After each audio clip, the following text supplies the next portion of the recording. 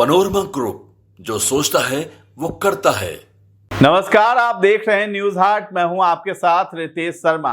बिहार में 2025 विधानसभा चुनाव से पहले एनडीए गठबंधन के भीतर सीट बंटवारे पर हलचल तेज है।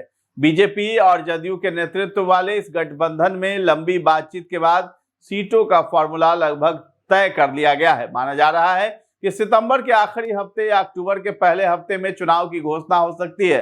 इसके बाद सभी दल अपनी सीटों का ऐलान करेंगे। हालांकि सीटों के बंटवारे पर अंतिम मुहर एनडीए के बड़े नेता ही लगाएंगे। एक और बैठक होने की संभावना है, जिसके बाद सीटों की औपचारिक घोषणा भी होगी।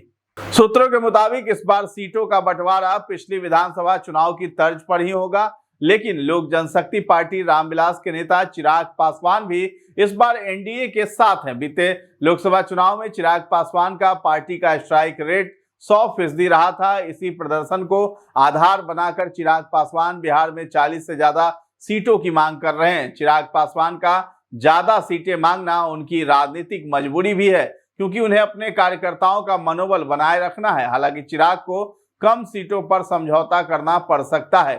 सूत्रों के मुताबिक बीजेपी चिराग पासवान को नाराज नहीं करना चाहती है। ऐसे में चिराग पासवान की पार्टी को 20 से 25 सीटें मिल सकती हैं। तो एनडीए की तरफ से 20 से 25 सीट मिलेगी। और बता दें कि नीतीश कुमार और चिराग पासवान के रिश्ते पहले भी तल्ख रह चुके हैं। तो सूत्रों के मुताबिक बीजेपी और नीतीश कुमार की जदयू के बीच सीटों का बंटवारा लगभग तय है।